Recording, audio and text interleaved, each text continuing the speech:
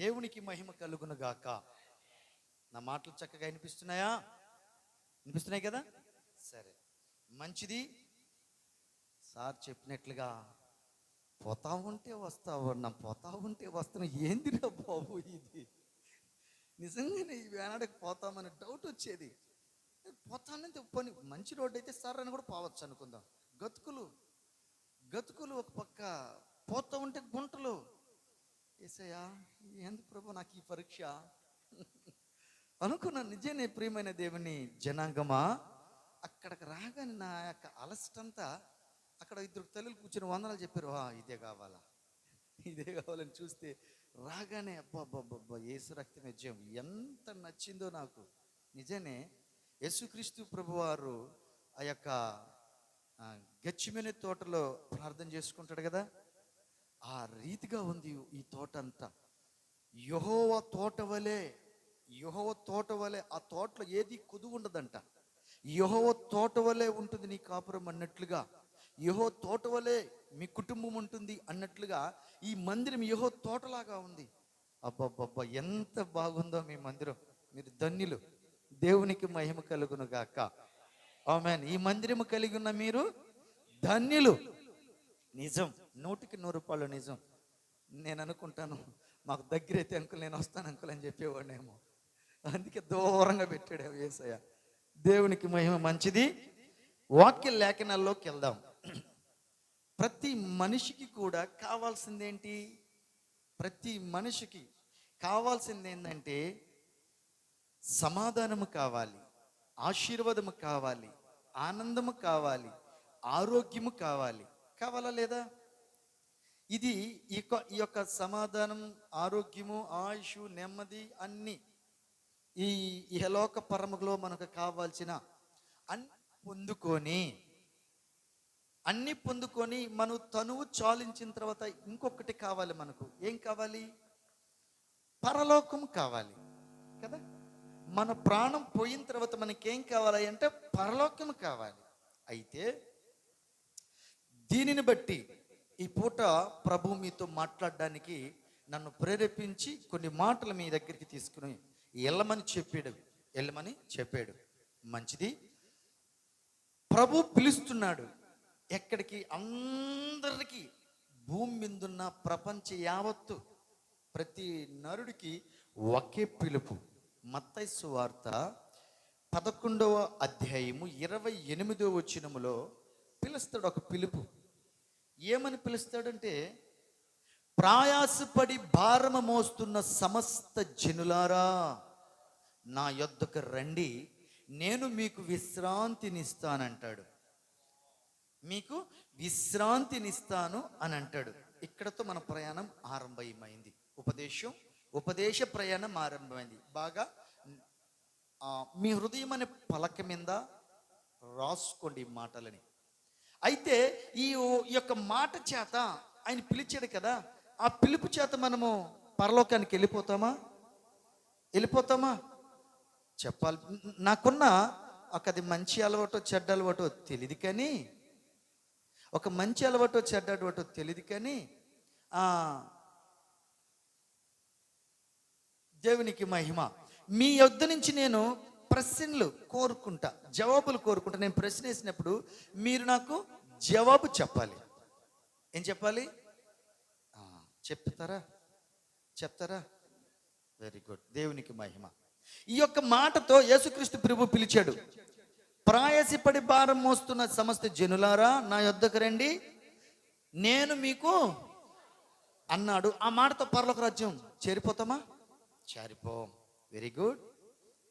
ఆ మాటతో ఆశీర్వాదాలు వచ్చేస్తాయా? రావు. అయితే ఇప్పుడు కొన్ని మాటలు వాటికి జోడిస్తూ ఆహ్వానిస్తూ ఉన్నాడు దేవుడు. ఏమనయ్యా అని మనము చూసుకున్నట్లయితే, నా ప్రియమైన దేవుని జనాంగమా, సంగమా, మొదటి మాట, పిలువబడిన మనము, దేవుని చేత పిలువబడిన మనము ఎక్కడుండాలి? ఇవి పొందుకోవాలి కదా. సమాధానం పొందుకోవాలి, సంతోషం పొందుకోవాలి, నెమ్మది పొందుకోవాలి, ఆశీర్వాదం పొందుకోవాలి, ఆరోగ్యం పొందుకోవాలి. దేవుడి దగ్గర నుంచి ఉన్న ప్రతి ఈవుల్ని మనం పొందుకోవాలా లేదా? 100కి 200% పొందుకోవాలి. మరలా చెప్తున్నాను, ఒక్క పిలుపుతో అన్ని పొందుకోం. పిలిచాడైనా, పిలిచిన తర్వాత పిలుపుకి లోబడిన మనము ఏమి చేయాలి, అవి పొందుకోవాలంటే మనం ఏమి చేయాలి, అదే ప్రాముఖ్యమైన అంశం. యేసయ్య పిలిచాడు, ప్రయాసపడి భారము మోస్తున్న సమస్త జనులారా నా యొద్దకు రండి, నేను మీకు విశ్రాంతినిస్తానని చెప్పాడు, పిలిచాడు. అవి మనం పొందుకోవాలంటే మనం ఏం చేయాలి? అన్నం తిని కడుపు నిండా, కంటి నిండా నిద్రపోతే ఆశీర్వాదం వస్తుందా? ఇంతకు ముందే చెప్పాను మిమ్మల్ని, మీరు దగ్గర నుంచి నేను జవాబు కోరుకుంటానని. హల్లెలూయా చెప్పాలి. కంటి నిండా నిద్రపోతే మనకు ఆశీర్వాదం వస్తుందా? కడుపు నిండా తిండి తిని కంటి నిండా నిద్రపోతే ఆశీర్వాదం వస్తుందా? రాదు. అయితే ఏం చేస్తే వస్తుందయా అని మీరు ప్రశ్నించినట్లయితే నేను చెప్పే పరిశుద్ధాత్మ చెప్పే జవాబు ఏంటంటే, ఇదే విధముగా మనకు వచ్చిన సమస్యలు, కష్టము, కన్నీరు, కరువు, ఏదో ఒకటి మనకి ఇబ్బంది వస్తే మనం బాధపడతాం కదా. ఇదే విధముగా ఆది కాండములో అబ్రహాము కుమారుడైన వెరీ గుడ్, ఇది నాకు కావాల్సింది, ఇస్సాకు. అబ్రహాము కుమారుడు ఇస్సాకుకి అబ్రహాము ఉన్న దినాలలో ఒక కరువు వచ్చింది. అది కాక మరొక కరువు వచ్చింది. మరొక కరువు వచ్చినప్పుడు ఇస్సాకు ఆలోచన ఎట్టుందంటే, లోకం వైపు ఉంది, పాపం వైపు ఉంది. పాపిష్టి లోకముండే పాపం, పాపముండే లోకం అంటే ఐగుప్తి వైపు ఉంది. తన దృష్టి అంతా ఐగుప్తి వైపు చూస్తున్నాడు. అయితే దేవుడు అక్కడ ప్రత్యక్షమై, 26వ అధ్యాయం 2వ వచనంలో కనబడుతుంది ఈ మాట. అక్కడ ప్రత్యక్షమై, ఇస్సాకో, నీ తండ్రి దేవుడిని, సైన్యములకు అధిపతి యెహోవాని, నీ యోచన వేరేలాగుంది, పాపం వైపు ఉంది, లోకం వైపు ఉంది. ఆ లోకం, పాపం ఎక్కడుందంటే ఐగుప్తిలో ఉన్నాయి. ఇతను ఏం చూస్తున్నాడు అనంటే, యోర్దాను నదిని చూస్తున్నాడు, పచ్చటి పొలాలు చూస్తున్నాడు, పచ్చికను చూస్తున్నాడు. దాన్ని చూసి మోసపోతూ ఉన్నాడేమో, అటు వెళ్తే బాగుండేమో. మనం కూడా అనుకుంటాం. అన్నా, మీ పేరు ఏందన్నా? రాజయ్య అన్న ముందుగలిగే ఒకరికి ఒప్పందం చేసుకుంటాడు. నారు పెరకడానికో, పైరు కోతకో, ఏదో మొత్తానికి ఒక పనికి ఒప్పందం చేసుకుంటాడు. 1000 రూపాయలు. అయితే అన్న వచ్చేసి, మీ పేరు ఏందన్నా? ప్రభుదాస్ అన్న వచ్చేసి అన్నని పిలుస్తాడన్నా, నేను 2000 ఇస్తా. 2000 వైపు మొగ్గు చూపుతాడా? 1000 రూపాయల వైపు మొగ్గు చూపుతాడా? అది కదా. అదే ఇస్సాకు కూడా, ఆడకపోతే మన పశువులకి నీళ్లు ఉంటాయి, పచ్చుకుంటది, బాగా బతకచ్చు, ఆలోచన పుడుతుంది. దేవుడు అంటున్నాడు అక్కడ. ఒకసారి ఆ మాట చదువుదామా? 26వ అధ్యాయం 2వ వచనములో, అక్కడ యెహోవా అతనికి ప్రత్యక్షమై, నీవు ఐగుప్తులోనికి వెళ్ళక నేను నీతో చెప్పు దేశమందు నివసించుము, నేను వచ్చి నిన్ను ఆశీర్వదిస్తా అనే మాట చెప్తాడు. ప్రియమైన దేవుని సంగమా, ఈ మాటని నోట్ చేసుకోండి. నేను వచ్చి నిన్ను ఆశీర్వదిస్తా. నువ్వు ఆ లోకములోకి పోకు, పాపములోకి పోకు. లోకము ఉన్న ఆశలు నీ ఆశలు రేపుతాయి, రేకెత్తిస్తాయి, పురుగొలుపుతాయి. నువ్వు వెళ్ళొద్దు పొరపాటున కూడా. నేను చెప్పిన దేశంలోనే ఉండు, నేను చెప్పిన దేశంలో, ఆ దేశంలో కూడా ఇది నాది అన్నట్టుగా ఉండద్దు. మళ్ళా నేను పిలిచినప్పుడు రావాలి. మరి మీరు నాది అన్నట్టుగా ఉండద్దు. పరవాసివై ఉండంటున్నాడు. మనం ఎవరమి? ఒక పాట పాడుకుంటాం. మనం ఎవరమి? పరవాసులమి. మనం ఎప్పుడు తెలుస్తుందంటే మనం పరవాసులమని, ఎవరైనా మనలో ఒకరు దేవుని ఎందుకు నిద్రిస్తే అప్పుడు పాడతాం, పరవాసిని పరమున ప్రభువ కదా. అప్పుడు దాకా తెలీదు. ప్రియమైన దేవుని జనాంగమా, ప్రతిరోజు కూడా నేను పరవాసిననే బ్రతకమంటున్నాడు ప్రభు. అందుకే ఇస్సాకుతో అంటాడు, నువ్వు ఐగుప్తికి వెళ్ళొద్దు, నీ యోచన అక్కడుంది, వద్దు, అట్లా వెళ్ళొద్దు అంటాడు. ఇదే విధముగా కొత్త నిబంధనలో కూడా యేసుక్రీస్తు ప్రభువు కూడా ఒక మాట అంటాడు. అపోస్తుల కార్యము 1వ అధ్యాయము 4వ వచనములో మాట్లాడతాడు ఒక మాట. అపోస్తుల కార్యము, ఆయన వారిని కలుసుకొని ఇలాగున ఆజ్ఞాపించెను,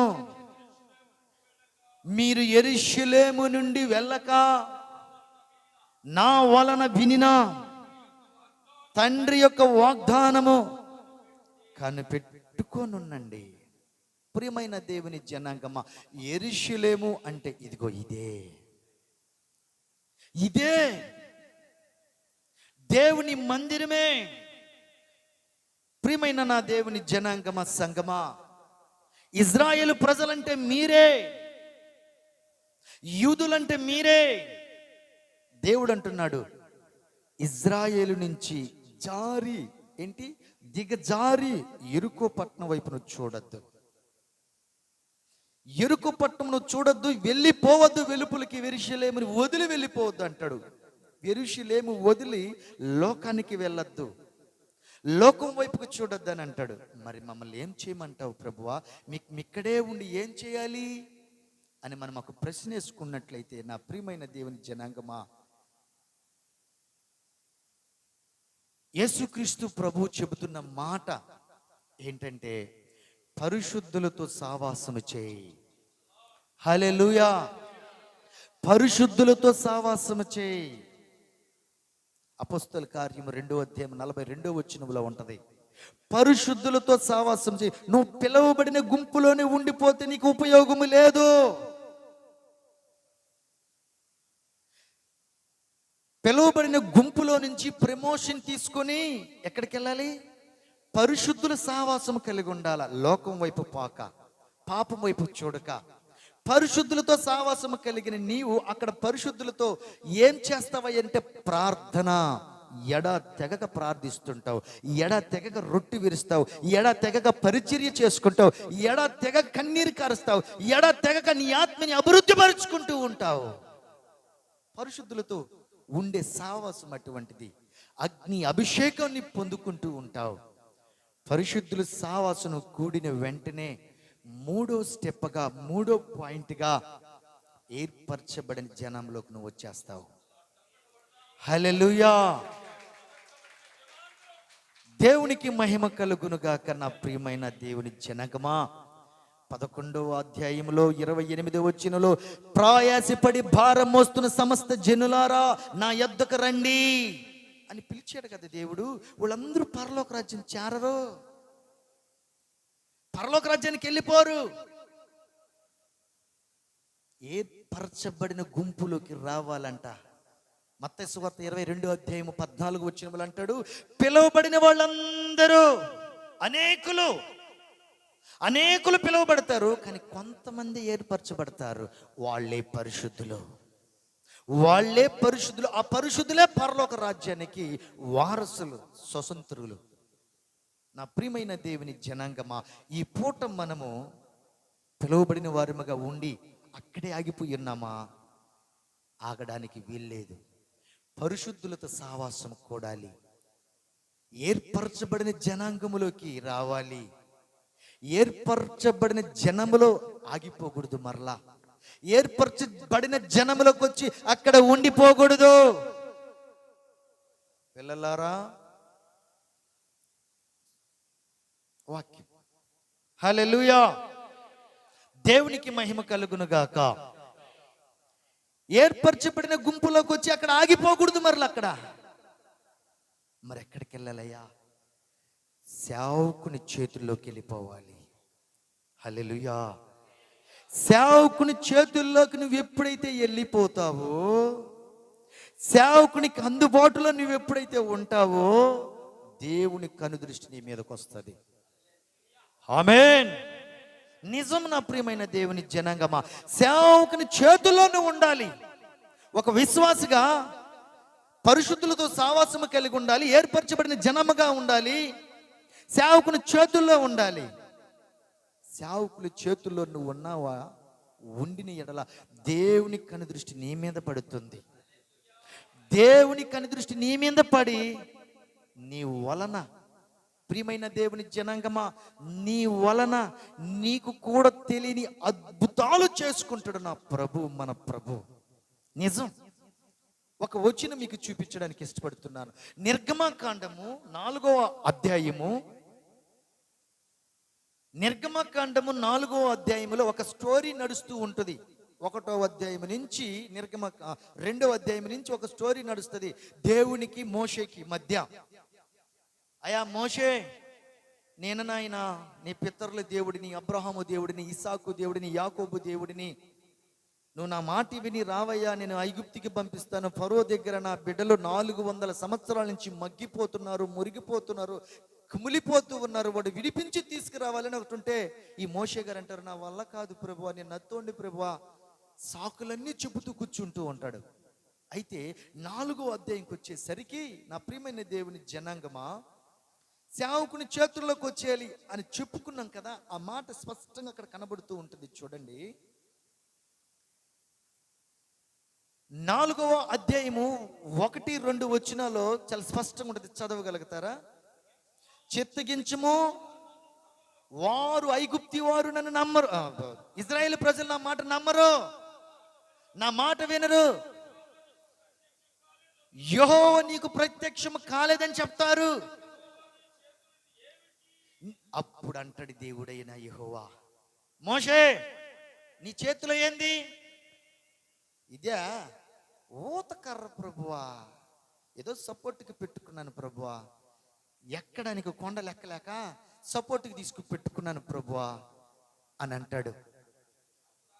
అప్పుడు ఆయన అంటాడు, నేలన దాన్ని పడేయ్.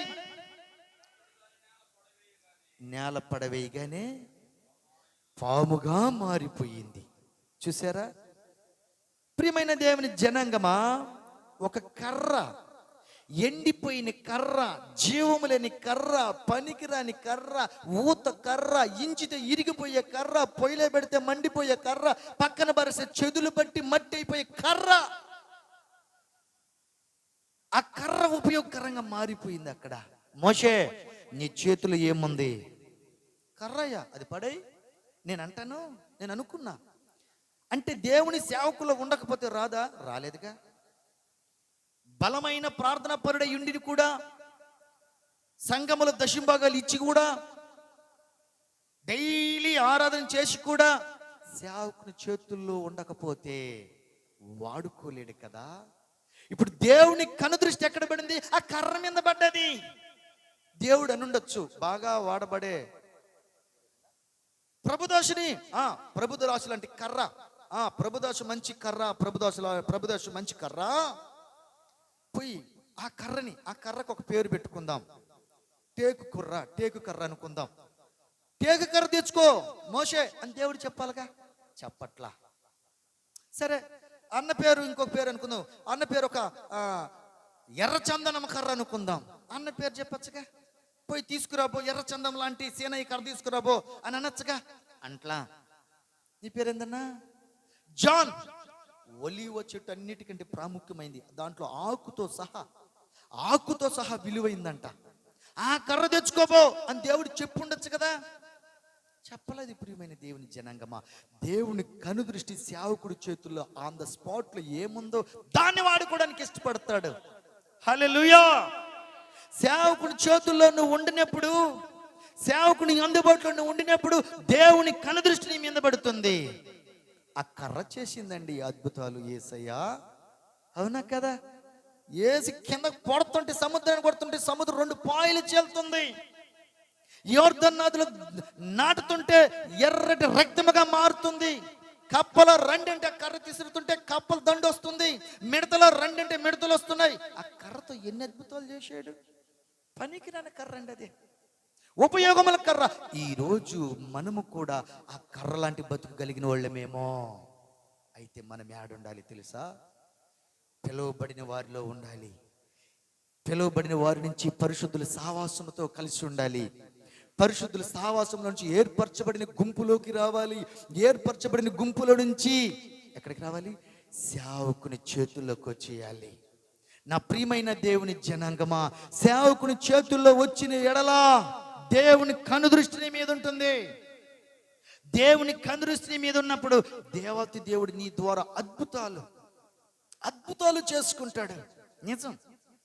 సేవకుడు ఈ పూట వేరే మీటింగ్కి బయటికి వెళ్ళి ఉండొచ్చు గాక, సీనయ్య పలానోళ్ళింట్లో దెయ్యం పట్టిందంట, పోయి ప్రార్థన చేసిరాబో.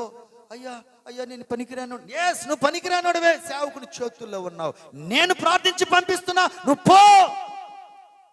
నిజం. ప్రియమైన దేవుని జనాంగమా, ఆ సేవకుని చేతుల్లో ఉన్న ఆ కర్రకి బలమైన దేవుని కనుదృష్టి ఉంది. నిజం. అద్భుతంగా వాడుకుంటాడు అక్కడ, ఆశ్చర్యకరంగా వాడుకుంటాడు అక్కడ. సేవకుని చేతుల్లో ఉన్నావు, పరిశుద్ధుల సావాసములో ఉన్నావు, పిలువబడిన గుంపులో ఉన్నావు, ఏర్పరచబడిన గుంపులోకి వచ్చావు. అద్భుతాలు చేసే దేవుని కనుదృష్టి నీ మీద ఉండగా నీకు దిగులేందుకునా, నీ కొదవేందుకునా, నీ కొదువేందుకునా? బోల్డ్ అన్న అద్భుతాలు నా ప్రియమైన దేవుని జనాంగమా, బోల్డ్ అన్న అద్భుతాలు సేవకుని చేతుల్లో నుండి దేవుని చేతుల్లోకి రావబడేది కూడా. మత్తయి సువార్త 14వ అధ్యాయంలో ఒక మాట ఉంటుంది చూడండి.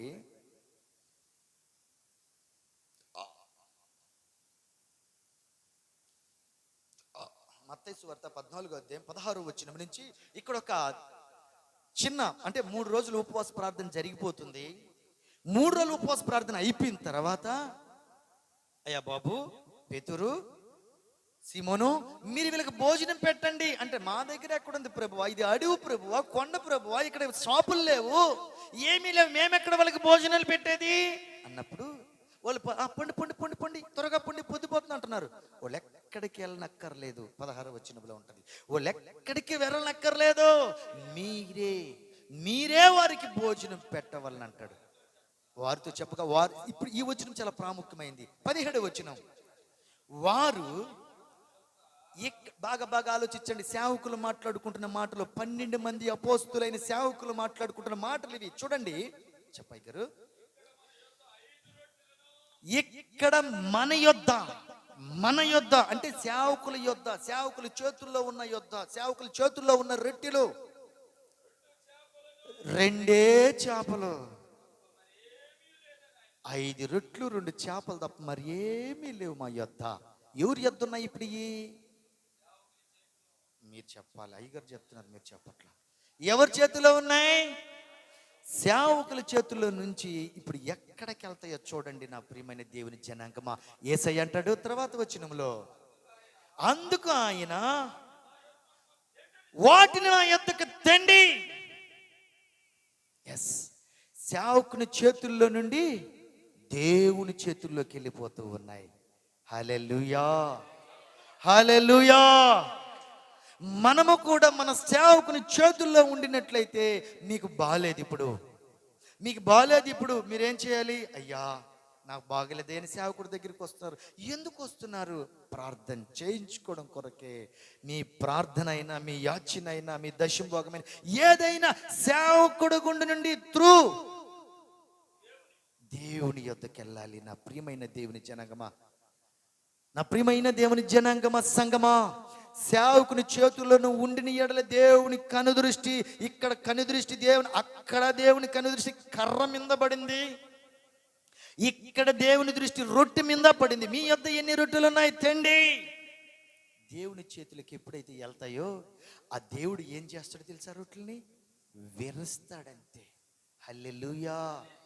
మనల్ని తీసుకెళ్ళి ఆకాశం వైపు చూపించి, తండ్రి ఇదిగో నా సీనయ్య అనే కుమారుడిని జ్ఞాపకము చేసుకోండియా, ఇదిగో ఈ బిడ్డని విరుస్తున్నానయ్యా, నొప్పి లేకుండా, బాధ లేకుండా, కష్టం లేకుండా, ఇరుకుల్లో అన్ని విషయాలలో ఉన్నాడు, కొట్టుకొని వచ్చాడు, నెట్టుకొని వచ్చాడు, నన్ను చూసి నిరీక్షణ కలిగి వచ్చాడు, సేవకుని అందుబాటులో ఉన్నాడయ్యా, నా చేతికొచ్చాడు, కృతజ్ఞతాస్తుతులు చెల్లిస్తున్న బిడ్డని బట్టి విరిచినప్పుడు, ప్రియమైన దేవుని జనాంగమా, నీకు నొప్పిగా ఉండొచ్చేమో, నిన్ను విరిచి అనేకులకి పంచుతాడు.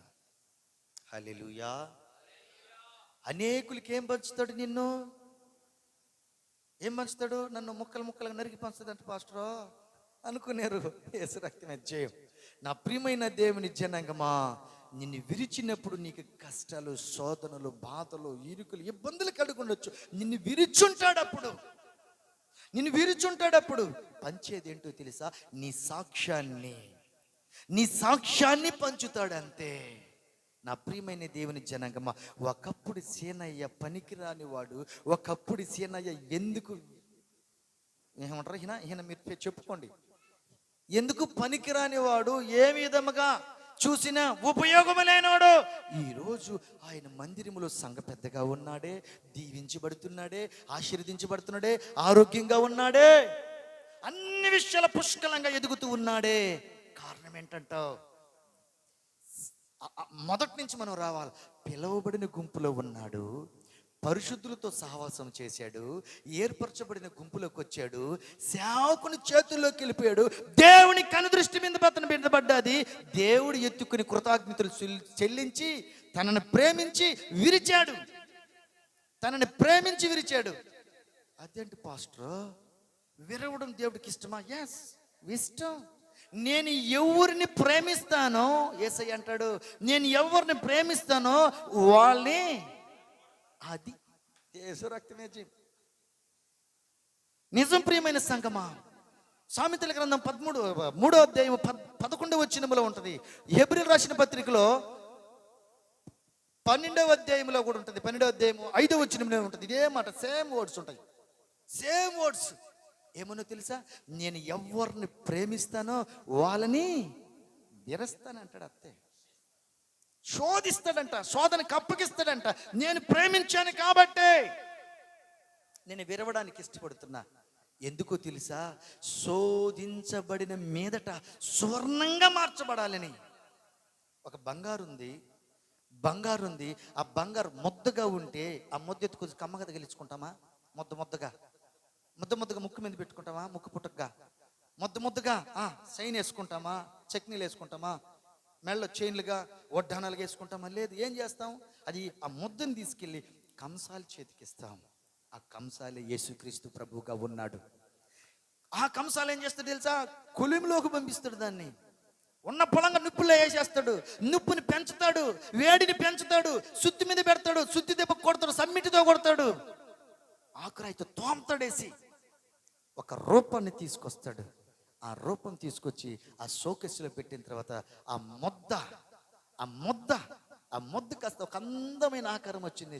దీని విలువ ఎంత అంటే 10 లక్షలు బాబు అంటాడు. అంతే. హల్లెలూయా. మొద్ద పనికిరాదు. మొద్దుగా ఉన్నప్పుడు ఉపయోగం ఉండదు. ఇది ఉత్తి మట్టి ముద్ద పక్కకు దోచేస్తాం. అదే ఆ మొద్దను తీసుకెళ్ళి కంసాలి చేతుల్లోకి వెళ్తే, కొలిములోకి వెళ్తే, సుత్తి దెబ్బకు తింటే శుద్ధ సువర్ణంగా మారిపోతుంది. నా ప్రియమైన దేవుని జనాంగమా, ఆలోచించుకునే వారిగా మనం ఈ పూట ఉండాలి. క్రైస్తవులుగా ఉండి వస్తున్నాం పోతున్నాం అంటే ఉపయోగాలు లేవు. పరలోక రాజ్యం చేరం. మత్తయి సువార్త 7వ అధ్యాయంలో 21వ వచనంలో ఒక మాట అంటాడు యేసయ్య, ప్రభువా అని పిలిచి ప్రతివాడు పరలోక రాజ్యం చేరడు, కానీ నా తండ్రి చిత్తము చేసేవాడే పరలోక రాజ్యం చేరతాడంట. హల్లెలూయా. తండ్రి చిత్తము చెయ్యాలని. తండ్రి చిత్తం ఏంటో తెలుసా? నువ్వు బహుగా దీవించబడాలని, నువ్వు బహుగా ఆశీర్వదించబడాలని, నువ్వు బహుగా దీవించబడ. యోహాను సువార్తలో అంటాడు 15వ అధ్యాయంలో 8వ వచనంలో, మీరు బహుగా ఫలించటం వలన నా తండ్రి నామ మహిమపరచబడుతుంది, అప్పుడు మీరు నాకు శిష్యులు అనబడతారు అంటాడు యేసయ్య. నిజం. ప్రియమైన సంగమా, మీరు బహుగా ఫలించాలంట. ఆయన చిత్తం అయిందంటది. మనం బహుగా ఫలించాలంటే సేవకుని చేతుల్లోకి వచ్చేసేయాలి. ఇది క్రమం, ఇది రూటు. నేను అడ్డగోలుగా దూరతాను, నేను అడ్డదారిని పరిగిస్తానంటే బొక్కబారులు పడిపోతాం. ప్రియమైన సంగమా, నిజం. అడ్డగోలుగా పోతాను, అడ్డకారులు దూరతానంటే బొక్కబారులు పడిపోతాం, మూతి పునులు రాలుగొట్టుకుంటాం. అవును. నా ప్రియమైన దేవుని జనాంగమా, సేవకుని చేతుల్లో ఉన్న నిన్ను ఆయన కనుదృష్టి పడి బహుగా దీవించడానికి ఇష్టపడతాడు. అంతే. ఈ రొట్టె, ఈ సేవకులు ఏమంటున్నారు? ఎంతకాడికి అయ్యా మేము పెట్టలేమయ్యా, ఇంచుమించు 20,000 మంది ఉన్నారయ్యా ఇక్కడ. 5,000 మంది పురుషుల గురించి రాయబడింది అక్కడ. పిల్లలు స్త్రీలు కాక అని రాయి ఉంది అక్కడ. మొత్తం ముసలి ముతక మొత్తం లెక్కేస్తే అంట 20,000 మంది దాకా వస్తున్నారంట. నా ప్రియమైన దేవుని జనాంగమా, ఇంచుమించు 20,000 మంది అంట. ఆ 20,000 మందికి 5 రొట్లు 2 చేపలు ఎక్కడికి సమమో? నీవు నేను అనుకుంటాం, మాకు వల్లవుతుందా పాస్టర్ అని చెప్పేసాడు, అడిగిపోయి దెయ్యని బాంగొట్టమని, నాకు పోతుందంటావా? ఎస్, ప్రియమైన దేవుని జనాంగమా, నీకు పోదు. సేవకుని చేతుల్లో ఉన్న నిన్ను, దేవుని కనుదృష్టి పడిన నిన్ను ఆయన వాడుకుంటూ ఉంటాడంతే. హల్లెలూయా. వాడుకొనేవాడు ఆయన. నిజం. నేను కూడా ఇదే ఆ సిరేరకోట రోడ్న కొన్ని వందలు కాదు కానీ లక్షల సార్లు తిరుగుంటా. నేను సిరేరకోటలో కాంట్రాక్టర్ని. సిరేరకోటలో నేను కాంట్రాక్టర్ని. శబరి కాలనీలో కూడా నా దగ్గర పనిచేసిన వాళ్ళు బోళ్ళంత మంది ఉన్నారు. నిజం ప్రియమైన సంగమా, 10వ తరగతి 10 సార్లు ఫెయిల్. భయంకరమైన సిగ్గు నాకు, భయంకరమైన బిడియము నాకు, నిలబడి మాట్లాడలేని దౌర్భాగ్యమైన బ్రతికు నాది. 7వ తరగతి సిగ్గు విడిచి చెప్తున్నాను మీ ముందు. నా బతుకేంటో చెప్పాలిగా, నా ప్రభు చేసిన ఘనకార్యాలు చెప్పాలిగా. 7వ తరగతి కూడా 2 సార్లు ఫెయిల్. ఏ సబ్జెక్టులు అని చెప్పరే? తెలుగు, హిందీ. దేవునికి మహిమ కలుగునుగా. హిందీ 18 మార్కులు వస్తే పాస్, ఆటిని పాస్ అవ్వలేకపోయా. 2 సార్లు రాచా, అయినా పాస్ అవ్వలేకపోయా. కొంతకాలం సిరేరకోటలోనే పనికొచ్చా. సిరేరకోటలోనే పనికొచ్చి కొన్ని సంవత్సరాల తర్వాత హైదరాబాద్కి వెళ్ళి డ్యాన్స్ మాస్టర్గా వర్క్ చేశాను నేను. నిజం ప్రియమైన సంగమా, హైదరాబాద్లో డ్యాన్స్ మాస్టర్కి వెళ్ళి నేను డ్యాన్స్ మాస్టర్ యాక్చువల్గా. ఇప్పుడు తమ్ముడు వచ్చాడు కదా, ఒక తమ్ముడు వచ్చాడు, ఆ అబ్బాయి కూడా స్టూడెంటే. దేవునికి మహిమ కలుగును గాక. డిఆర్డీలో డ్యాన్స్ నేర్పించే తమ్ముడికి నేను. నిజం, డ్యాన్స్ మాస్టర్ నేను. అవును ప్రియమైన సంగమా, దేవుడు పిలిచినప్పుడు నేనా 13 సంవత్సరాలుగా దేవుని ఏపుకు తిన్నా నేను. నేనేం చేస్తాను సేవా, నాకేం తెలుసు ప్రభువా, పట్టని 2 వాక్యాలు చదవలేను యేసయ్య నేను, పట్టని 2 వాక్యాలు చదవలేను నేను. నేనేం చెప్తాను, నా అడ్రస్ కరెక్ట్గా రాయలేను నేను. ఇరకాం రమేష్, గోపాల్ రెడ్డి పాళ్యం, సూలూరుపేట మండలం, తిరుపతి డిస్టిక్, ఆంధ్రప్రదేశ్ అని నా అడ్రస్ ఇప్పటికి కూడా రాయలేను. ఏదో ఒక పొల్లో పోతో 0 తప్పిపోతా ఉంటాయి. కానీ నా ప్రభు బైబిల్ని చూడకుండా వాక్యం చెప్పగలిగిన ఆ కృప నాకు ఇచ్చాడంతే. హల్లెలూయా. దేవునికి మహిమ కలుగును గాక. నా సేవకుని చేతుల్లోనే ఉన్నా నేను. 30 సంవత్సరాలు 25 సంవత్సరాలుగా నా ఆ సంఘం నుంచి వేరే సంఘానికి పోయినాను కాదు నేను. ఇప్పుడు సేవకు వచ్చిన తర్వాత కూడా మా సేవకుని చెప్పి మరి వచ్చాను నేను, ప్రార్థన చేయించుకొని వచ్చాను నేను. నా ప్రియమైన దేవుని జనాంగమా, ఒక సేవకుని కింద, ఒక సేవకుల చేతుల్లో మనం ఉంటే దేవుని కనుదృష్టి ఎట్టుంటుంది నేనే ఒక నిదర్శనం. నిజమే ప్రియమైన దేవుని జనాంగమా, సంగమా, కోట్లు ట్రాన్సాక్షన్ చేసేవాడిని. 2011 నుంచి నాకు పిలుపు ఉంది. నేను రాలా, లోబల్లా. నాకు ఇది ఇస్తే నేను వస్తా, ఆయన ఇస్తాడు, నేను పోను. నాకు అది చేస్తే నేను వస్తా సేవకి, అది ఇస్తాడు, నేను పోను. ఏపుకు తిన్నా నేను నా దేవుణ్ణి. 22వ సంవత్సరంలో టైట్ చేసి నువ్వు వస్తే నేను ఇస్తానన్నాడు దేవుడు కూడా. హల్లెలూయా. అప్పుడు దాకా నువ్వు ఇస్తే నేను వస్తానన్న నన్ను దేవుడు ఏమన్నా లాస్ట్లో నువ్వు వస్తే నేను ఇస్తానన్నాడు. యేసయ్యా, ఇదేంటి ప్రభువా. ఇక్కడ తప్పల ప్రెజర్ బిల్డ్ అయ్యింది.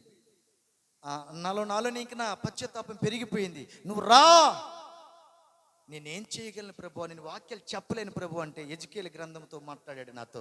నరపుత్రుడా, నువ్వు చక్కగా నిలబడు, నేను నీతో మాట్లాడాలి అని అన్నాడు. మాట్లాడాడు. అయ్యా సరే, నేను మాట్లాడుతున్నావు బాగానే ఉంది, నాకు వాక్యాలు చెప్పడం రాదే. నరపుత్రుడా, నీ నోరు బాగా తెరివి, నీ నోరు నింపుతా అన్నాడు. అంతే. నా ప్రియమైన దేవుని జనాంగమా, నా నోటిని నింపాడు యేసయ్య. ఆ నోటితోనే మీతో మాట్లాడుతున్నది. నిలబడలేను, పాట పాడలేను, అంతెందుకు ఒక 2 పెద్దవారు మాట్లాడుకుని తప్పించుకుని వెళ్ళిపోయే స్వభావం నాది. అంత పిరికితనం నాది.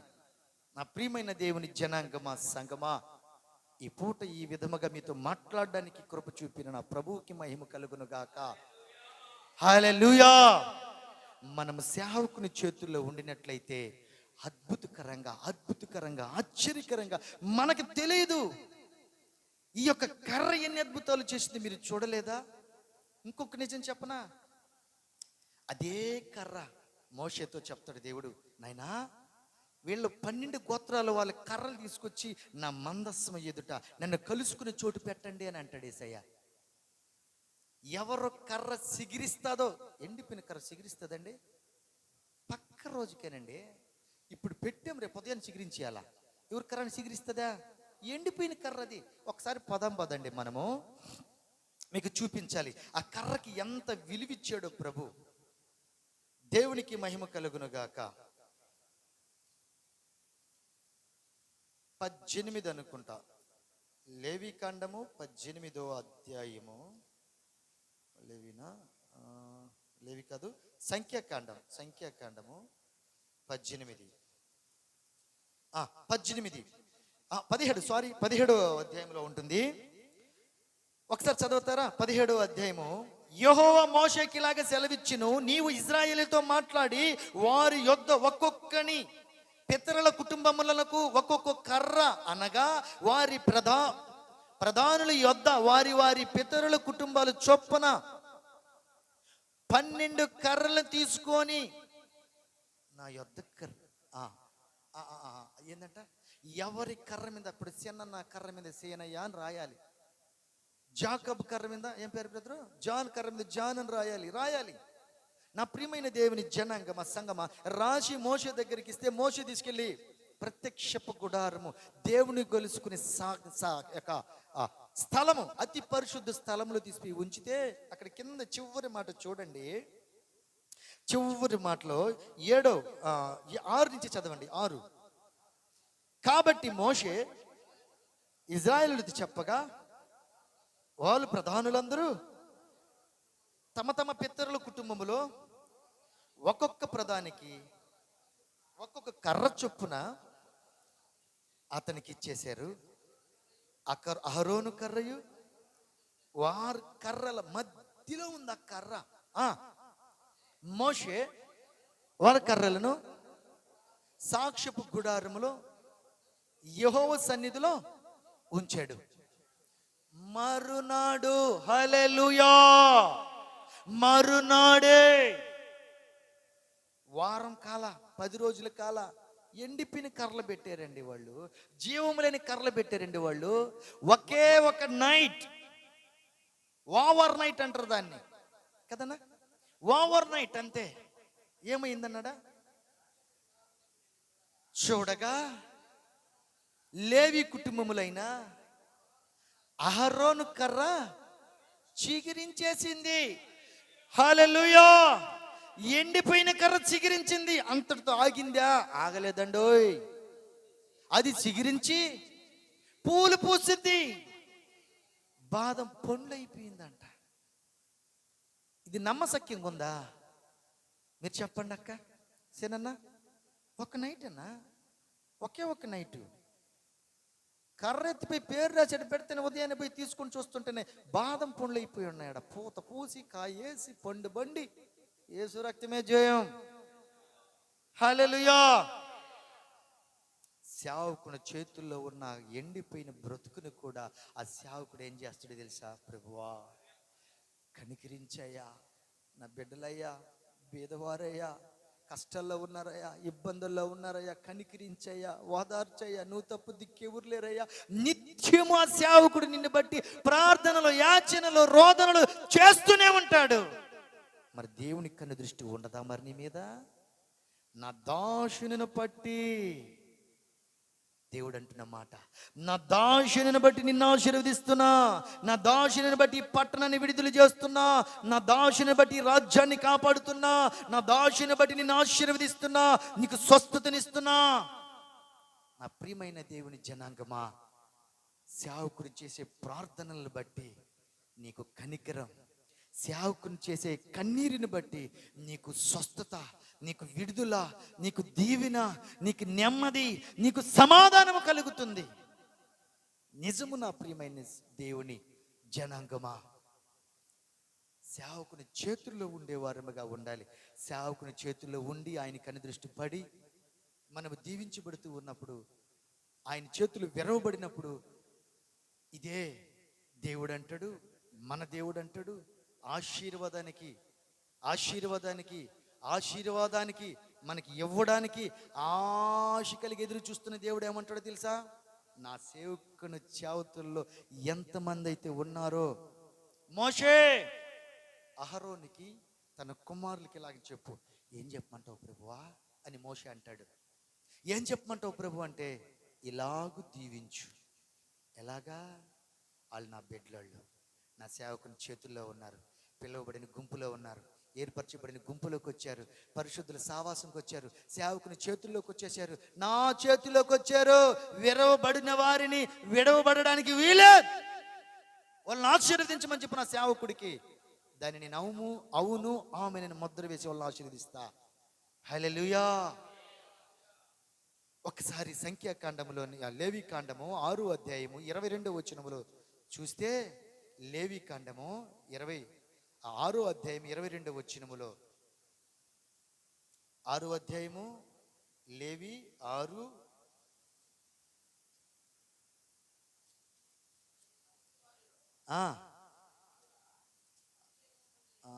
ఒక్క నిమిషం అన్న. సంఖ్యాకాండం తీద్దామన్నా. సంఖ్య 6, క్షమించండి, సంఖ్య 6, సంఖ్యాకాండం 6వ అధ్యాయము 22వ వచనములో మోషేతో యెహోవా ఇలా సెలవిస్తున్నాడు. యెహోవా మోషేకి ఇలాగ సెలవిచ్చుచున్నాడు, నీవు అహరోనుతోను అతని కుమారులతోను ఇలాగనము. మీరు ఎలాగనమంటావయ్యా అని అంటే, ఆయన అంటున్న మాట, మీరు ఇజ్రాయేలులను ఇలాగ దీవించాలి. ఎవరు? సేవకులు దీవించాలి. సేనన్నా, దేవాతి దేవుడు నిశ్చయముగా నిన్ను ఆశీర్వదించును గాక. దీవించమని చెబుతున్నాడు సేవకుల్ని. నా చేతుల్లో ఉన్నారు కదా బిడ్డలు, నా కను దృష్టిలో ఉన్నారు కదా బిడ్డలు, నేను విరిచినప్పుడు మౌనంగా ఉన్నారు కదా, వాళ్ళని దీవించే టైం వచ్చేసింది. వాళ్ళ కాలం సమీపించింది, వాళ్ళ కన్నీరు దూరమయ్యే దినం వచ్చేసింది. అన్నిటికీ అంతం సమాప్తమైపోయింది, సమీపించింది. కాబట్టి నువ్వు దీవించు వాళ్ళని అని అంటున్నాడు. ఏమని దీవించమన్నాడు చూడండి 24వ వచనం నుంచి. ఏమని దీవిస్తున్నాడు బాగా ఆలోచించండి. నా ప్రియమైన దేవుని జనాంగమా, పరలోక రాజ్యానికి వారసులారా, యెహోవా నిన్ను ఆశీర్వదించి నిన్ను కాపాడునుగాక. ఆమేన్ చెప్దామా? రెండో మాట, యెహోవా నీకు తన సన్నిధిని ప్రకాశింపజేసి నిన్ను కరుణించునుగాక. ఆమేన్ చెప్దామా? మూడో మాట, యెహోవా నీ మీద తన సన్నిధి కాంతి ఉదయింపజేసి నీకు సమాధానము కలుగు చేయును. హల్లెలూయా. నా ప్రియమైన దేవుని జనాంగమా, సంగమా, అక్కడ చూడండి, నీకు దీవెన వస్తుంది. నిన్ను దీవిస్తున్నాడంతే, నీకు ఆశీర్వాదం వస్తుంది, తన కరుణ వస్తుంది. ఈ కరుణ లేక చాలా చాలా చాలా మంది, అంతెందుకు బైబిల్లో నుంచి ఒక వ్యక్తిని చూపిస్తా. గుడ్డోడు, బర్తలోమై గుడ్డోడు, దావీదు కుమారుడో నన్ను దాటిపోబాకయ్యా, నన్ను కరుణించయ్యా, కరుణ కోరుకుంటున్నాడు.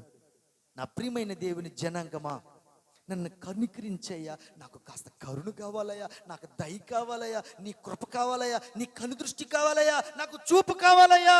పుట్టి గుడ్డివాడు అతను, పుట్టి గుడ్డివాడు. నా ప్రియమైన దేవుని జనాంగమా, ఈ పూట మనం ఆలోచించాలి.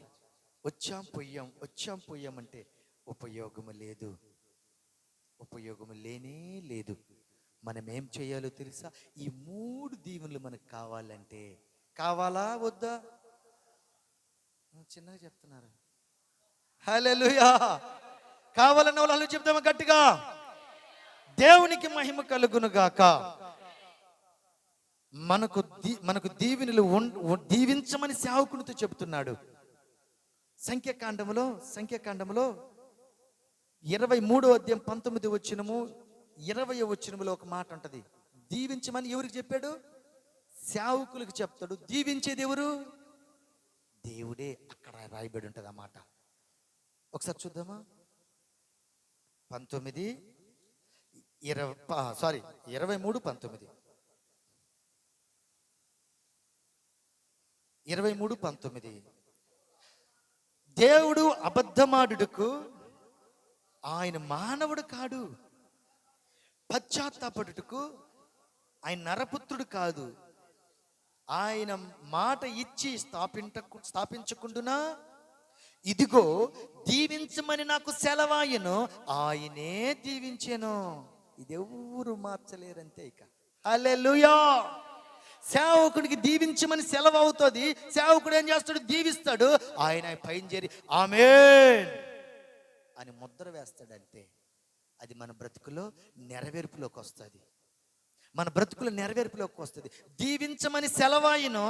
ఈయన సేవకుడు కాదు, ఈయన సేవకుడు కాదు. అయినా నాకు దీవించమని సెలవాయను. దేవుడే దీవిస్తాడంతే. ఒకవేళ నువ్వు శపించబడదుగాక అన్నా కానీ కుదరదబ్బాయి. దీవించేది దేవుడు, శపించేది దేవుడు, ఆశీర్వదించేది దేవుడు. నేను చెప్పిన దానికి ఉపయోగం లేదు. నాకేం చెప్పాడో తెలుసా? అదే చెయ్యాలి. ఒకవేళ మార్చి చెప్పానా కుదరదు. ఎందుకంటే ఆయన ఆ పని చేసేది కదా. ఆయనే దీవించమని సెలవాయను, యెహోవా దీవించెను. రాయబడిన మాట చూడండి. ఆయనే దీవించెను, దాన్ని ఎవ్వరు మార్చలేరంతే. నీ పేరేందన్నా? వివేక్. సేనన్నకి ఒప్పంతనం ఉంది వివేక్ మీద. పాస్టర్ గారు ఆ వివేక్ మాట వినడయ్యా, అతనికి పాటి బాక ఆయన అనుకున్నాడు. సేవకునికి ఏమో పాటి మంచి ప్రేరేపణ వస్తూ ఉంది. ఆయన కుళ్ళు బుద్ధి, ఆయన కొత్త. మీరు తప్పు అనుకోవద్దండి, మీకు అర్థమయ్యని చెప్తున్నాను. మీకు అర్థమని చెప్తున్నా. పాస్టర్ గారు ఆయన కానీ పాటిస్తే నేను రానిహనా అని ఎంత చెప్పినా కూడా, నా ప్రియమైన దేవుని జనాంగమా, ఆయన ఈమె నాకు సెలవయింది, నేను నీకు తప్పదయ్యా, నన్ను ఏం చేయమంటావు? నిజం ప్రియమైన దేవుని జనాంగమా, సంగమా, సెలవీయమన్న ఆ మాట సేవకుడు చేయక తప్పదు. ఒకవేళ నేను చెప్పకపోయినా ఆయన ఇక మానడు. ఈడ కాకపోతే ఇంకో దగ్గర వాడుకుంటాడంతే. వాడక మానడు. ప్రియమైన నా దేవుని జనాంగమా, నేను ముగిస్తూ ఉన్నాను ఈ పూట. మరొక్కసారి మొదటి నుంచి మనం చెప్పుకుంటూ వద్దాం. పిలువబడిన వారు గుంపులో మనం ఉన్నాం. అక్కడే ఉండిపోతే మనకు ఉపయోగం లేదు. ప్రభు అందరిని పిలిచాడు ఒకే పిలుపుతో. ప్రయాసపడి భారము మోస్తున్న సమస్త జనులారా నా యొద్దకు రండి, నేను మీకు విశ్రాంతిని ఇస్తానన్నాడు. వచ్చాం. వచ్చిన వెంటనే పాస్టర్ నాకు విశ్రాంతి అంటే వస్తుందా? రాదండి. పాస్టర్ ఏం చేస్తాడు? ప్రార్థన చేస్తానమ్మా అంటాడు. నా ప్రియమైన సంగమ, ఒక ప్రాసెస్. పంట వెయ్యగానే పంట పక్క రోజు పోయి కోసుకోలేవు. అది దేవునికి సాధ్యం. రాత్రి నిన్న ఈరోజు పొద్దున్న పోయి ఆ కర్ర పెట్టుడు, రేపు పొద్దున్నే పోయి బాదం పాయలు కోసుకొచ్చుకున్నారు వాళ్ళు, బాదం పండ్లు. అది దేవునికి సాధ్యం, మనకు అసాధ్యం. అది అయితే మనకు అసాధ్యమైంది దేవుడికి సుసాధ్యం అంతే. అది నా ప్రియమైన దేవుని జనాంగమా, సంగమా, పిలువబడిన గుంపులో ఉన్న మనము పరిశుద్ధులతో సావాసం కూడిన వారిగా ఉండాలి. పరిశుద్ధ సావాసం కూడిన మనము ఆటోమేటిక్గా ఏర్పరచబడిన జనములోకి వెళ్ళిపోతాం. పిలువబడిన అనేకులు, ఏర్పరచబడిన వాళ్ళు కొంతమంది, ఆ కొంతమందిలో మనం ఉండిపోతాం. ఆ కొంతమంది ఏం చేస్తాం? నెక్స్ట్ స్టెప్, సేవకుని చేతుల్లోకి వెళ్ళిపోతాం. దేవుని కనుదృష్టి మన మీద పడుతుంది. దేవుని కనుదృష్టి మన పడినప్పుడు, అది నా యొద్దకు తీసుకురండి అని అంటాడు ప్రభు. ఆయన యొద్దకు తీసుకెళ్ళినప్పుడు ఆకాశం వైపెత్తి కృతజ్ఞతాస్తుతులు చెల్లించి విరిచినప్పుడు, నీకు అనేక శ్రమలు, శోధనలు, బాధలు, ఇరుకులు ఉండొచ్చుగాక, అయినా ప్రభువు నీకు తోడుగా ఉండి నీ సాక్ష్యాన్ని పంచేస్తాడంతే. నీ సాక్ష్యాన్ని అనేకులకు పంచి పెడతాడు. జాన్ బహుబలంగా దీవించబడ్డాడు, బహుబలంగా ఆశీర్వదించబడ్డాడు, ఉన్నతమైన స్థాయిలోకి వెళ్ళాడు. నిజం నా ప్రియమైన దేవుని జనాంగమా, సంగమా, మన యేసుక్రీస్తు ప్రభు నమ్ముకున్న మనము చేతకాని వారముగా ఉండము కూడా. దేవుడు అంటున్నాడు, యేసుక్రీస్తు ప్రభువుకు 2 చేత కావంట. నిజం. రెండు చేయలేడు, రెండు పొరపాటును కూడా చేయలేడు. నువ్వు అడుగా, నువ్వు బతిమలాడా, ఉపవాసం ఉండా, 100 రోజులు 200 రోజులు ఉపవాసం ఉండా, చేయలేడు ఆయన. ఆ రెండేంటో తెలుసా మనకు? ఒకటి, పాపం చేయలేడు మన యేసయ్య. హల్లెలూయా. పాపము చేయలేడు మన యేసయ్య. రెండోది, తన నమ్మిన ప్రజలు ప్రార్థన చేస్తే, ఏమయ్యా సీనయ్య నా వల్ల కాదు పక్కబో అని చెప్పడం చేత కాదంట. హల్లెలూయా. తన నమ్మిన ప్రజల్ని విడిచి, అనాథలుగా విడిచి వెళ్ళడం చేత కాదంట. ఆ బిడ్డ కన్నీరు కారుస్తుంటే దాటి వెళ్ళిపోవడం చేత కాదంట. 7 సముద్రాలు నడిచి వెళ్ళిపోతాడే, కానీ తన బిడ్డ కన్నీరు కారుస్తుంటే ఒక్క అడుగుడు ముందుకేసి వెళ్ళలేడంట, ఆగిపోతాడంట. నా ప్రియమైన దేవుని జనాంగమా, సంగమా, అంత మంచి దేవుడిని మనం కలిగి ఉండి మౌనులుగా వచ్చి మౌనంగా పోవడం కన్నా ఒక ప్రాసెస్ ప్రకారముగా మనం పోతే, పిలువబడిన మనం పరిశుద్ధులతో, ప్రార్థనా పరులతో, రోధించే వారితో సావాసము చేస్తే ఆటోమేటిక్గా ఏర్పరచబడిన గుంపులోకి వెళ్ళిపోతాం. ఏర్పరచబడిన గుంపుల నుంచి సేవకుని చేతుల్లోకి వెళ్ళిపోతాం. సేవకుని చేతుల నుంచి దేవుని కనుదృష్టి పడుతుంది. నిజం, పనికిరాని మన బ్రతుకుల్ని పనికొచ్చే విధంగా వాడుకుంటాడు. అనేకులకు ఆశ్చర్యాలు కలిగించే విధంగా వాడుకుంటాడు. మీరు తప్పుగా అనుకుంటే ఒక మాట అంటాను నేను. మీరు తప్పుగా అనుకోనంటే ఒక మాట అనమంటారా? మీరు తప్పుగా అనుకోనంటే ఒక మాట చెప్తా, ప్రాబ్లం లేదంటారా? మన యేసయ్య దగ్గర అంతా ఒకటే.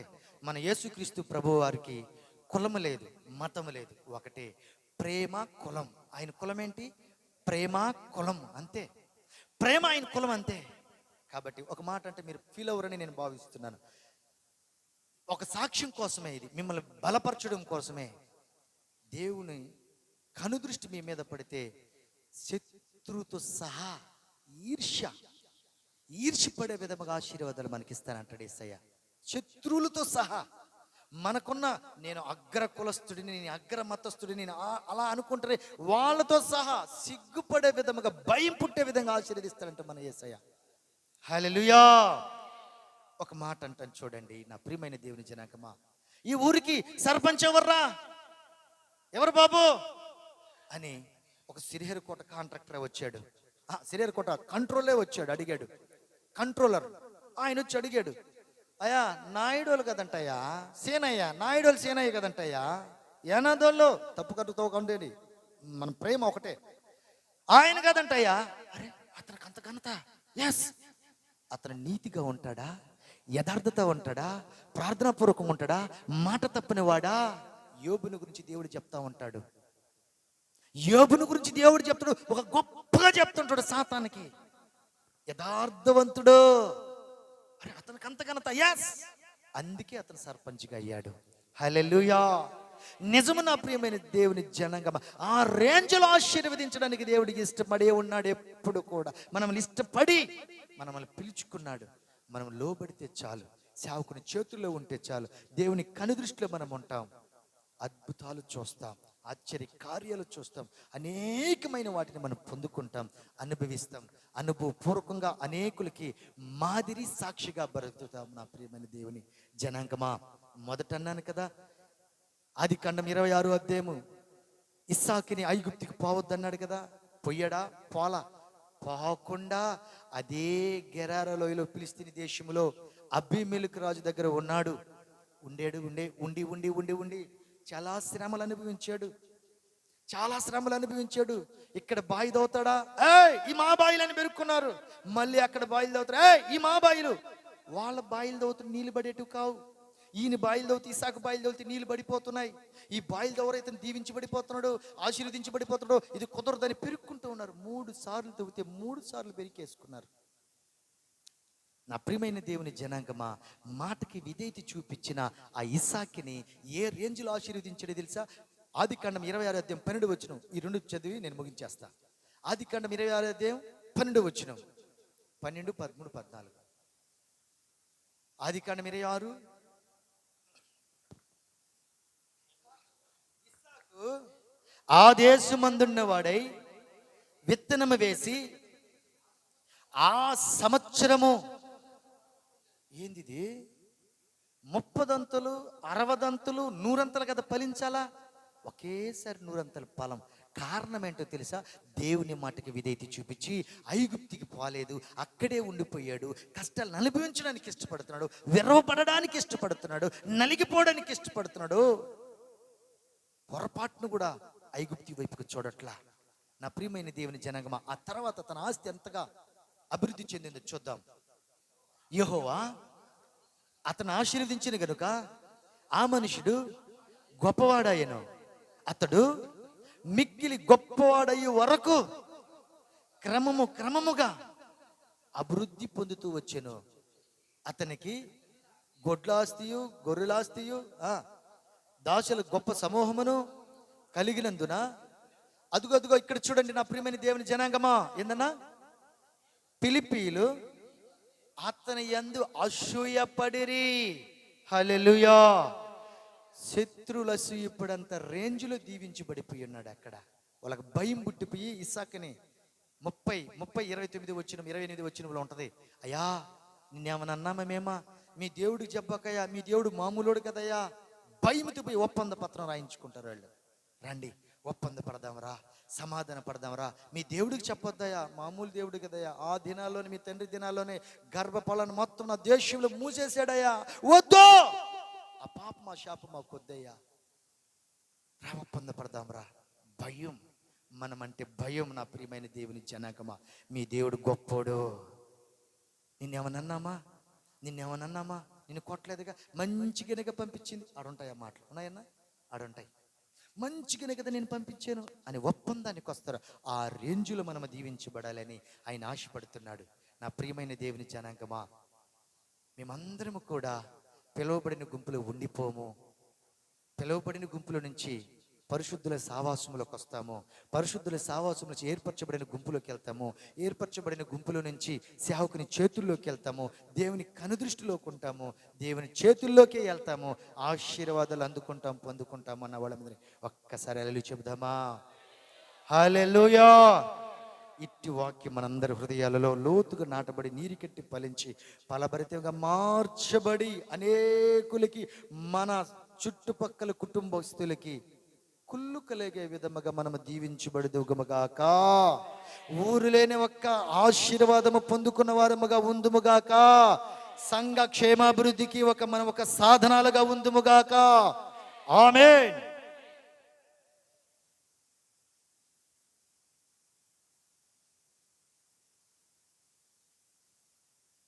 Thank you Lord. దేవునికి స్తోత్రం, దేవునికి స్తోత్రం. ఎంతమంది హాయిగా నిద్రపోయారు? చెప్పండి పిల్లరా, ఎంతమంది హాయిగా ఆహ్లాదకరమైన వాతావరణంలో తిరుగుతూ ఉన్నారు? మంట మండించేవాడు కావాలి పిల్లరా. మంట కొరువు, ఒక్క కొరువు ఉంటే చాలు. ఇలాంటి కొరువు ఒక్క కట్టి ఉంటే చాలు, మొత్తాన్ని తగలబెట్టేస్తుంది. ఈరోజు వాక్యం నిజంగా మనందరికీ ఎంతో ఆశీర్వాదకరమైన మాటలు తమ్ముడు అందించాడంటే, తమ్ముడు గురించి ఒకరోజు ఇంటిలో నేను సంభాషణ చేస్తూ ఉంటే మా గిఫీ అన్నాడు, రమేష్ అతను ఒక డాన్సర్ కదా అన్నాడు నాతో. అది ఇక్కడ బట్ట బయలు చేశాడు తమ్ముడు. నిజంగా నాకు ఆశ్చర్యం వేసింది. ఏంది బాబాయ్, ఒక డాన్సర్ తీసుకొని వెళ్తే ఏం బోధిస్తాడు అన్నాడు వాడు. ఒక డాన్సర్ వెళ్ళి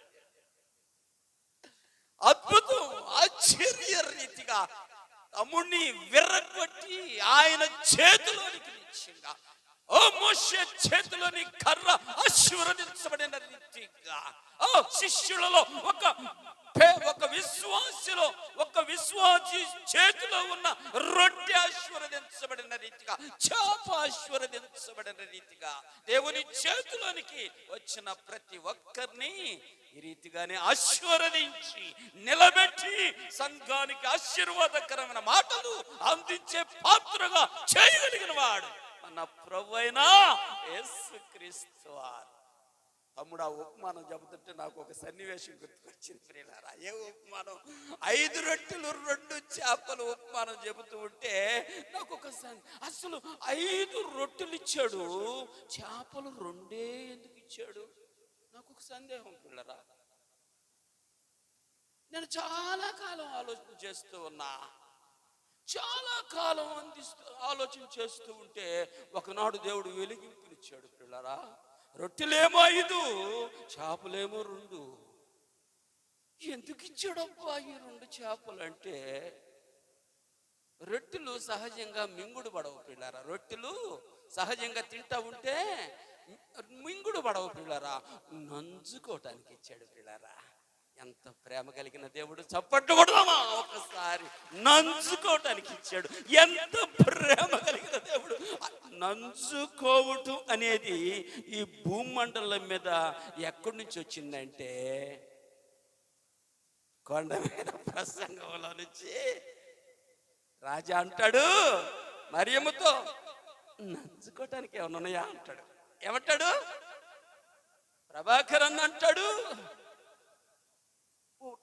పొప్పి పెట్టేవంటే ఏమన్నా ఉన్నాయా? నంచుకోవటానికి ఏమన్నా ఉన్నాయా? ఎంత ప్రేమ కలిగిన వాడు పిల్లరా! నిజంగా యేసు ప్రభు యొక్క ప్రేమ సమృద్ధిగా పెట్టుటలో యేసు ప్రభు యొక్క ప్రేమ ఎంత గొప్పదో పిల్లరా.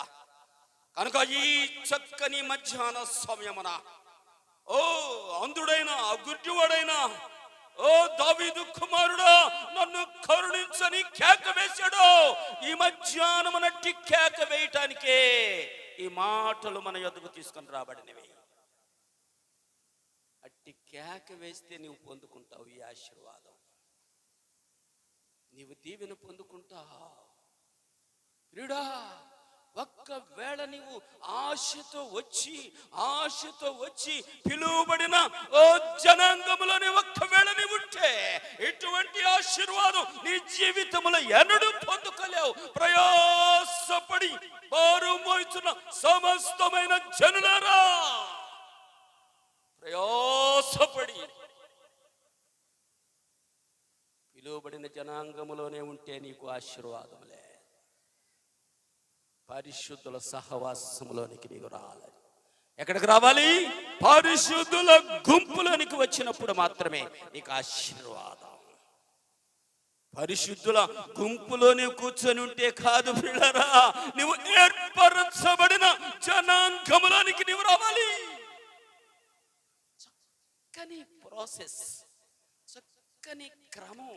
తమ్ముడు, డాన్స్ లో కూడా ఇట్టి క్రమంలో ఉన్నాయా? డాన్స్ నేర్పించడంలో కూడా ఒక క్రమం, దాంట్లో కూడా దాని క్రమం దానికి ఉంటుంది విన్నారా. అయితే ఇక్కడ డాన్సరే ఇక్కడ నన్ను చిందేపిస్తూ ఉన్నాడు. నిజంగా నేను ఎంత ఆనందిస్తున్నానంటే, కుర్చీలో కూర్చొని ఎంత ఆనందిస్తూ ఉన్నానంటే, ఒక డాన్సర్ అనే దృష్టి తొలగిపోయి ఒక గొప్ప వర్తమానికుడు, ఒక మంచి వర్తమానికుడుగా తను చూచాను కనుక ఆ వాక్యం నాలో నిలిచి ఉన్నది పిల్లలు. చక్కని ప్రాసెస్, చక్కని ప్రోగ్రాం, చక్కని క్రమం. కనుక ఏర్పాటు చేయబడి జనాంగములో ఉన్న నీవు దేవుని యొక్క దాసుని చేతుల్లోనికి రావాలి. ఎవరి చేతుల్లోనికి రావాలి? దేవుని చేతుల్లోనికి రావాలి. ఎందుకంటే ఆ సంఘాన్ని ఎత్తి పట్టుకునేవాడు దేవుడు.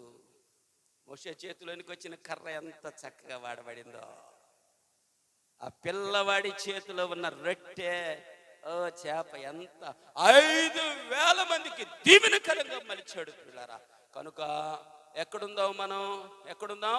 దేవుని సేవకుని చేతిలోనికి వద్దాం. దేవుని అప్పుడే దేవుని కనుదృష్టి మన మీద. దేవుని కనుదృష్టి నిజంగా విరవబడదాం. ఈ చక్కని శుభదినాన విరవబడదాం. విరుగుడు అంటే కొంతమందికి ఇష్టం ఉండదండి, నలుగుడు అంటే కొంతమందికి ఇష్టం ఉండదు. నలగందే విర్రగందే ఆశీర్వాదం మనం చూడలేం పిల్లారా. కనుక నలగాలి, మనం విర్రగాలి. దేవుని బిడలంగా అతిశయం ఎక్కడా కనపరచుకోండి పిల్లరా. ఇస్సాకులో అతిశయం ఎక్కడన్నా చూసామా? ఇస్సాకులో అతిశయం, ఎంత చక్కని విధేయత చూపెట్టాడు ఇస్సాకు. నిజంగా అంతగా ఆశీర్వదించబడ్డాడు. ఫలం వేయటం, ఫలితం నూరంతలుగా ఫలితాన్ని పొందుకోవటం. కనుక నీవు నూరంతలుగా ఆశీర్వదించబడాలంటే, ఫలభరితమైన జీవితాన్ని జీవించాలంటే, ఫలభరితమైన ఆశీర్వాదాన్ని, దీవెనను నీవు పొందుకోవాలంటే సాకువలే విధేయత చూపుదాం. పిలువబడిన వారిలోనే ఉంటే ప్రయోజనం లేదు. ఏర్పరచబడిన పరిశుద్ధుల సహవాసములోనికి, ఏర్పరచబడిన జనాంగములోనికి, దేవుని దాసుని చేతులోనికి వస్తే దేవుని కనుదృష్టి మిమ్మల్ని విరిచి ఆయన సమృద్ధి అయిన దీవెనలతో మీ కుటుంబాలను నింపుతాడు, మీ కుటుంబాలను ఆశీర్వదిస్తాడు. ప్రార్థన చేసుకుందాం పిల్లరా, మోకరిద్దాం పిల్లరా, ప్రార్థన చేద్దాం, ఒప్పుకుందాం.